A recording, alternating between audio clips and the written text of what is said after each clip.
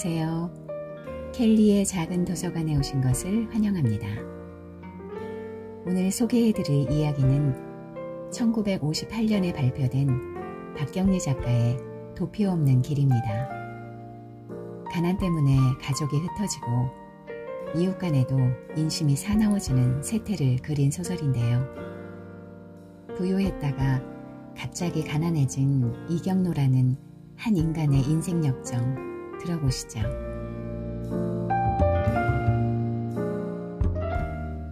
벌써 며칠 전부터 이런 날이 오리라는 것을 이경노나 그의 딸 국채가 모를 까닭이 없었다. 국채의 어미인 순아가 떠난다는 것은 이미 결정된 일이요. 지금에 와서 누가 뭐라 한들 다 소용없는 짓이었다. 국채는 많이 울었었다. 엄마, 가지 마라. 가지 말고 우리 같이 살자. 치마를 잡고 늘어지며 울기도 했다. 그러나 이미 떠나기로 결심한 젊은 어미의 마음을 가라앉힐 수는 없었다. 순아의 남편 경노는 낡아서 털이 다 빠진 군대 담요를 푹 뒤집어 쓴 채 송장처럼 아무런 말이 없다. 올해 갓 30이 된 순화는 짐이라고 해봤자 사흘 전에 챙겨 넣은 적삼과 치마, 그리고 낡은 옷까지 몇 벌이 든 것 외에는 별다른 것도 없는 보따리를 자꾸 끌렀다 쌌다 하면서 한숨만 쉰다. 그러다 어느 순간 당장 떠날 듯이 보따리를 꾸렸다가 결국 일어서지 못하고 우두커니 앉아 마루 밑에 물이 고인 땅만 들여다보고 있다. 순아는 해가 지기를 기다리는 것이기도 했으나 반드시 그것 때문만은 아니었다. 중풍을 맞아 팔다리를 마음대로 쓰지 못하는 늙은 영감과 12살 먹은 어린 딸 국채가 떠나려는 순아의 마음속에 박히는 못이 아닐 수 없었던 탓이다. 10여 년 전의 일이다. 순아가 이경노의 집 부엌대기로 들어가던 해, 그의 나이는 17이었다. 팔목과 볼이 붉고 눈이 몹시 서글서글하던 순아는 이경노의 땅을 경작하던 소작인 털보 영감을 따라 섬에서 왔던 것이다. 그때 경노는 부인을 잃고 삼순애라는 과부와 함께 살고 있었는데 그 과부에게는 전 남편과의 사이에서 낳은 삼수라는 사내아이가 하나 있었다. 당시 40이 넘은 경노에게는 그 삼수라는 의붓자식 외에 자기의 혈육이라고는 아무도 없었다. 이러한 집안에 들어온 순화는 1년쯤 지난 어느 날 밤 딸을 낳았다. 경노의 자식이었다. 이때부터 순화는 나이가 아버지뻘 되는 경노와 함께 살기 시작했는데 어쩐 일인지 그동안 몇 번이나 보따리를 싸서 행방을 감추는 일이 있었다. 경노는 그럴 적마다 순화를 찾아다녔다.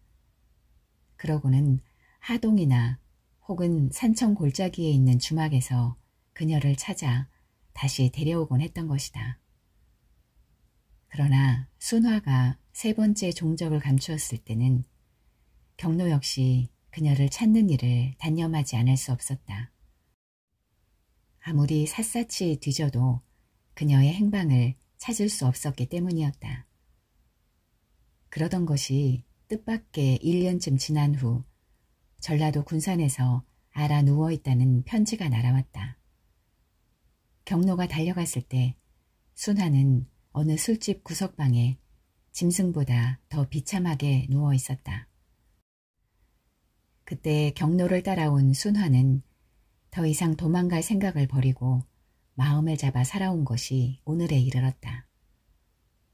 그러나 경노의 살림이 망한 지는 이미 오래였다. 그동안 교묘한 방법으로 경노의 재산을 빼돌린 삼순애는 이제 어른이 된 아들 삼수를 내세워 어장 운영에까지 손을 뻗쳐 큰 부자가 되어 있었다.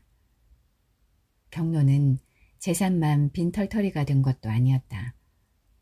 중풍을 맞아 반신불수가 된 그는 순화가 술장사를 하여 벌어다주는 돈으로 겨우 목숨을 이어가고 있는 신세가 되고 만 것이었다.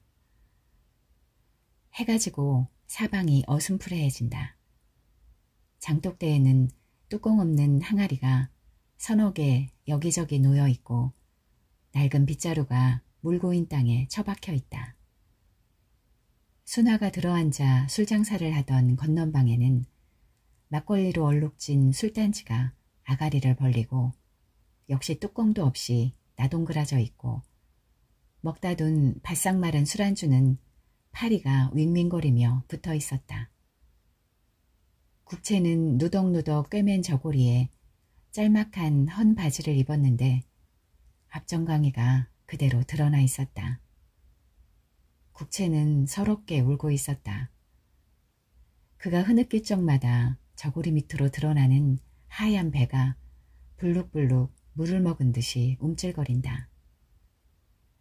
키가 크고 눈이 부리부리하고 이마 위에 험상궂은 흉터가 있던 배의 기관장이라던 사내. 그 사내는 술을 마시다가도 곧잘 국채를 노려보곤 했던 것이다. 국채는 울면서 그 사내를 생각했다. 그 사내는 어느 바람이 몹시 부는 날 밤 엄마가 다른 사내에게 술을 팔면서 술상을 두들기며 노래를 부르고 있을 때 난데없이 문을 열고 들어와 엄마의 뺨을 때렸던 것이다. 사내의 눈이 시뻘겋게 타고 있었다.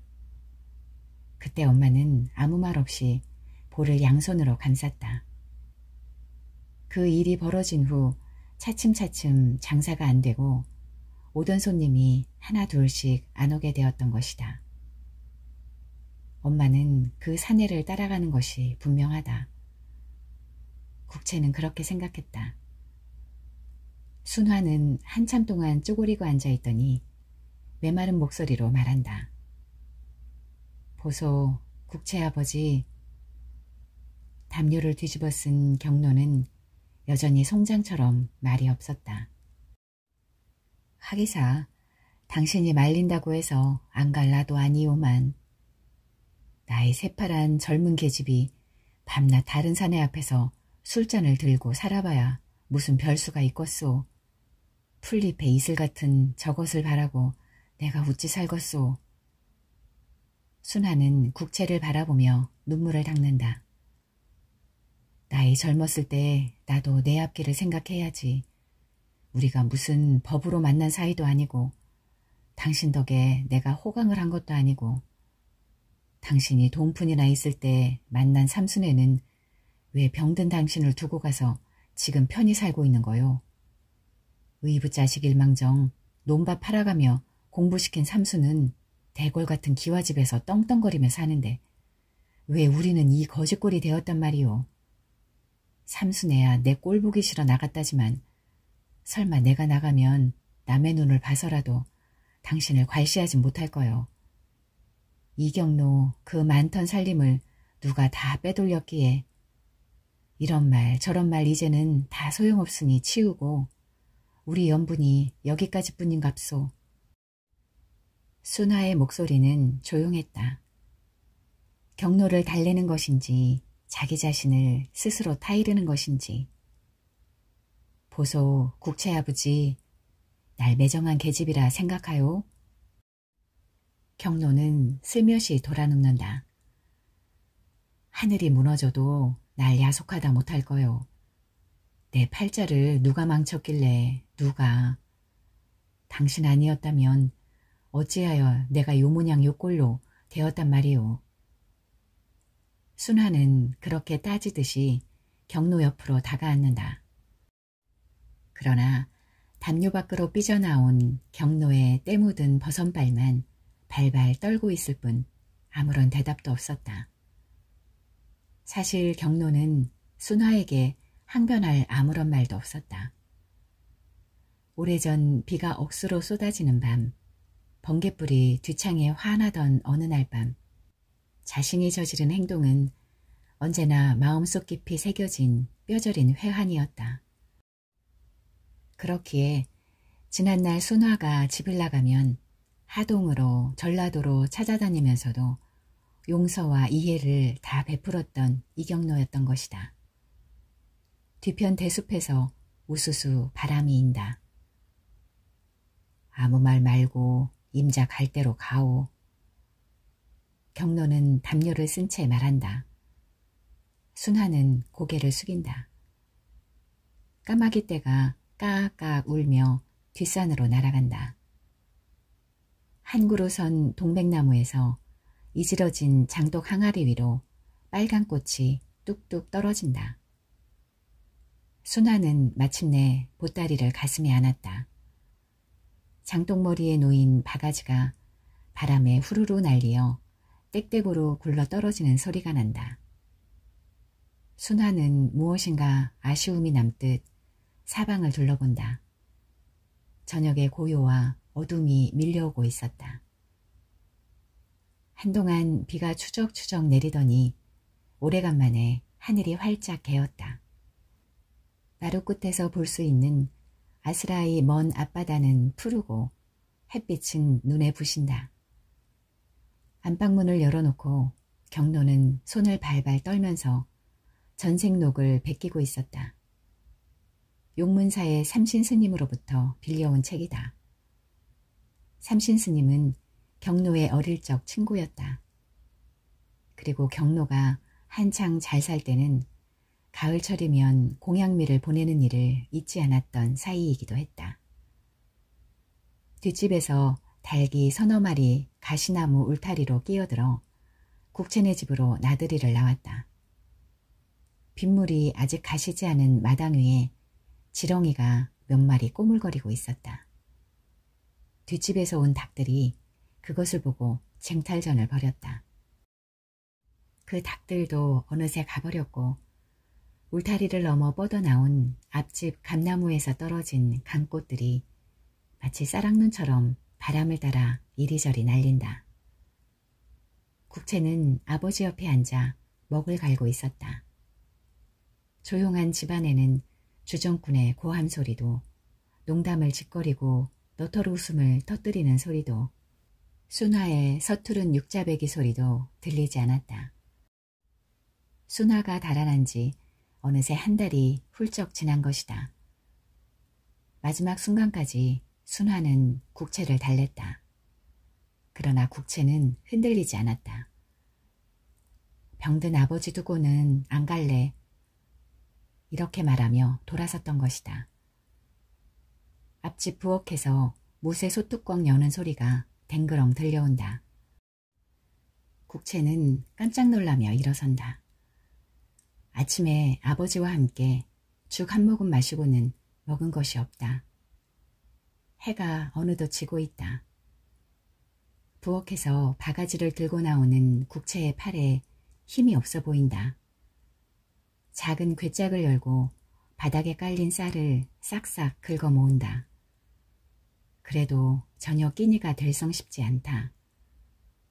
밖으로 나온 국채는 쌀이 든 바가지를 장독 위에다 놓고 뒤란으로 살그머니 사라진다. 가시나무 울타리 너머에 있는 뒷집의 넓은 푸성기 밭에는 시금치, 마늘, 파가 탐스럽다.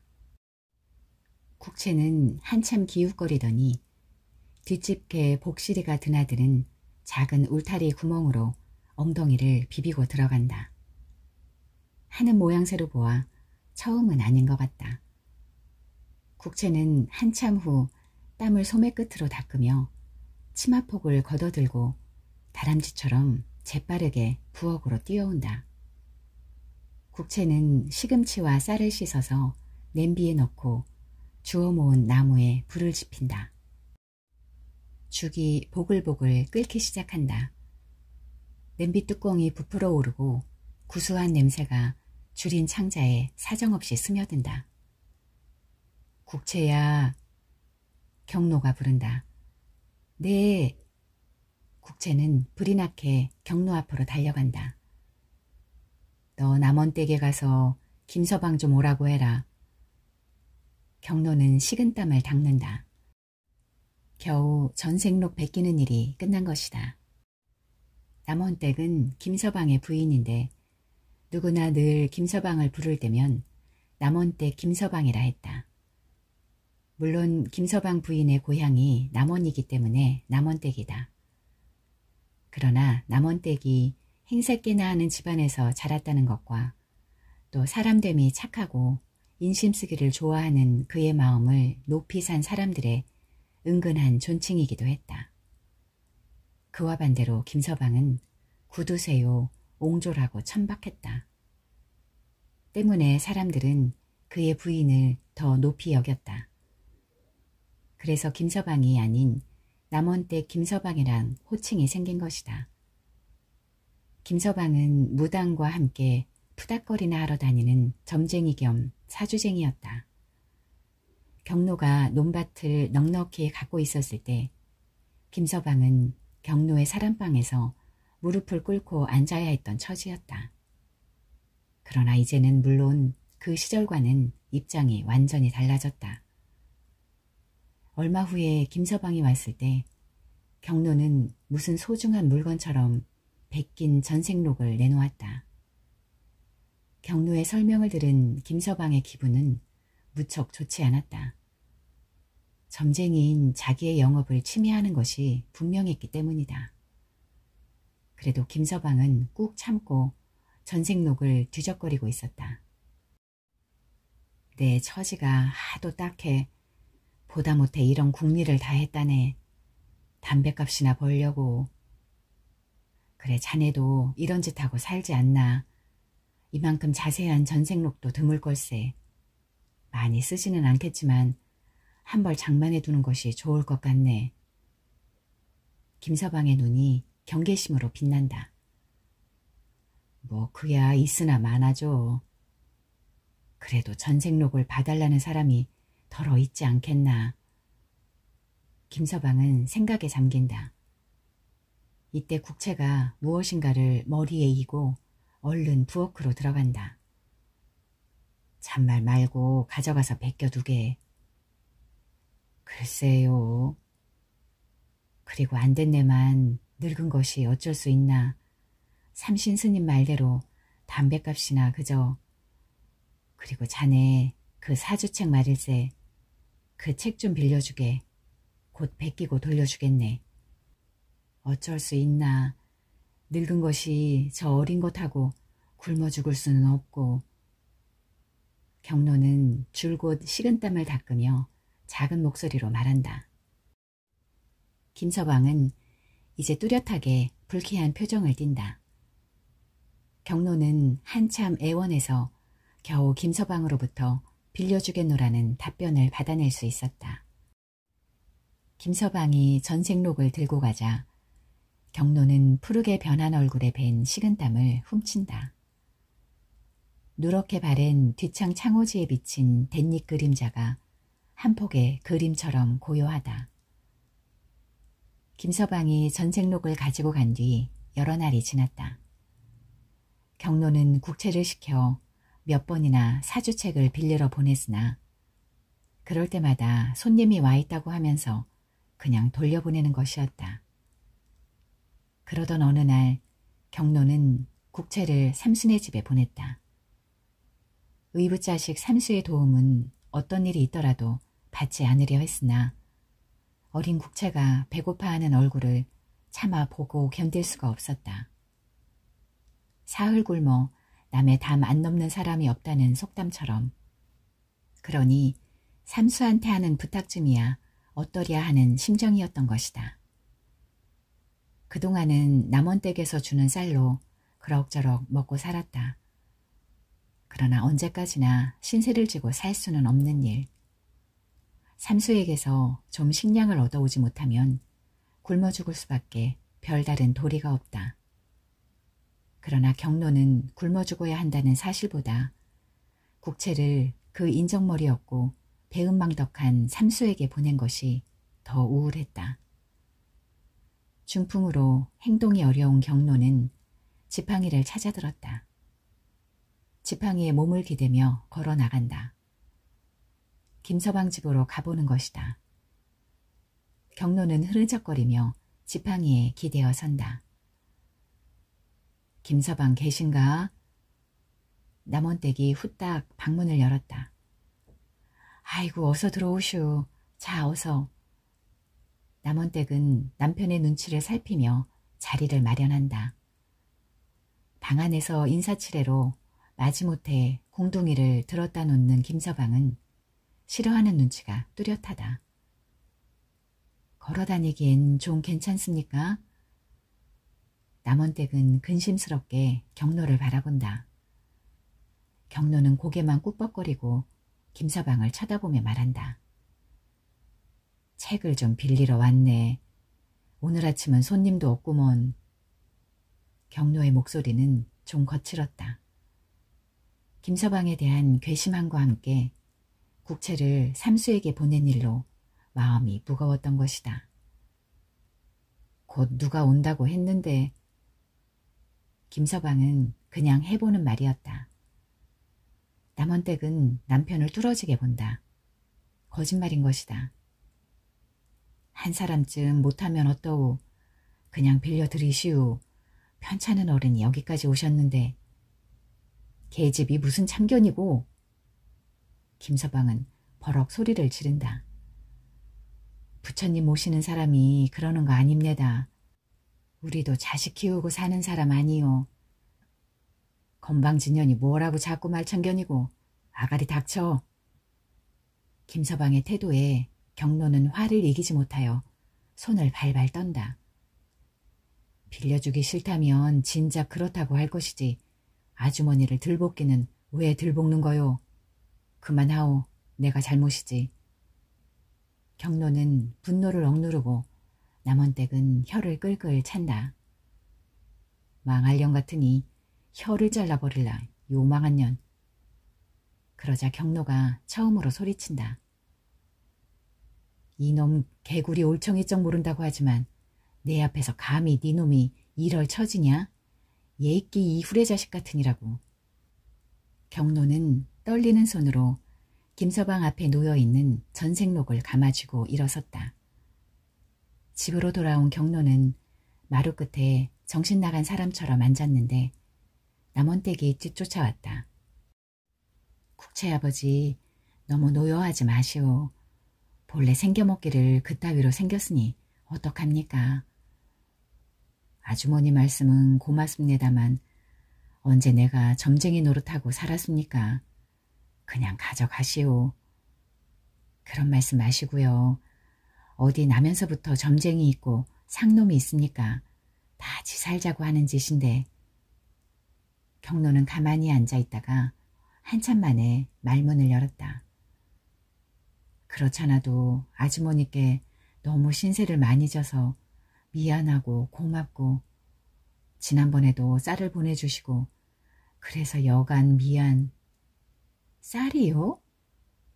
남원댁이 놀라는 표정으로 경로를 바라본다. 쌀을 그렇게 보내주셔서. 지가 쌀을 보내드린 일이 없는데요. 쌀을 보내지 않았다고요? 이번에는 경로가 놀라는 표정을 짓는다. 이때 벼랑간 뒷집 여자의 악쓰는 소리가 들려왔다. 세상에 이웃이 이래서 어찌 살겠소. 이러다가는 우리 푸성기밭에 씨도 남지 않겠네. 에이 더러운 년의 새끼. 애미가 별짓을 다 하고 다니더니 새끼도 도둑년이구만. 아니 이 집 영감쟁이는 있나 없나. 남원댁과 경로는 서로 마주본다. 이제 콩할만한 가시나가 이리 도둑질을 펄펄 하니 동네 가운데 두겄나. 무슨 수를 내야지. 내가 가만히 둘 줄 아나? 어림없지. 뒷집 여자는 한참 소리를 지르더니 집안에서 아무런 대꾸가 없자 그냥 집으로 돌아갔는지 잠잠해졌다. 경로는 고개를 수그린다. 쌀에 대한 의심도 풀렸다. 그렇다면 국채가 거짓말을 하고 저지른 짓이 분명하다. 남원댁은 가만히 앉아 연부를 외고 있었다. 전생 차생 살아가면 지은 죄를 죄 모르고 제 몸으로 제가 속고 애탄으로 글탄으로 그럭저럭 다 살았네. 후생길을 가자 한들 차생죄를 어이할고 부귀자는 죄가 많고 빈천자는 죄가 적다. 생활극난 지은 죄는 사죄하기 쉽나니라. 부득형편 지은 죄요 부귀영화 지은 죄는 사죄하기 어려우니. 연부를 끝낸 남원댁은 넋이 나간 사람처럼 앉아있는 경로를 쳐다보며 위로했다. 너무 상심하지 마시오. 세상살이가 다 그렇습니다. 마룻바닥에는 사주책과 전생록이 바람에 나풀거리고 있었다. 남원댁이 방을 나가자 경로는 굵은 주름이 진 얼굴에 뜨거운 눈물을 흘린다. 몹쓸 애비 만난 죄지. 그 어린 것이 무슨 죄가 있단 말고. 불쌍한 거사. 하늘도 무심하시지 도둑년을 만들다니. 경로는 눈물을 흘리면서 중얼거리고 있었다. 그때 삐걱하고 대문이 열린다. 경로는 얼른 때 묻은 소매를 잡아당겨 눈물을 씻는다. 어깨쪽지가 축 늘어진 국채가 빈손으로 들어온다. 풀이 죽은 얼굴에 절망이 깃들어 있다. 국채의 빈손이 무엇보다 심부름에 대한 명확한 대답이다. 그렇지만 경로는 한 줄기 희망을 버리지 못한다. 어찌되었노? 국채가 고개를 숙인다. 몹쓸 년, 그년이 몹쓸 년이다. 삼수는 없드나? 있었어요. 경로의 눈에 노여움이 돈다. 아가 배고프지 않니? 그래, 너 밥 한 끼도 안 먹여주더냐? 국채가 흑흑 흐느끼기 시작한다.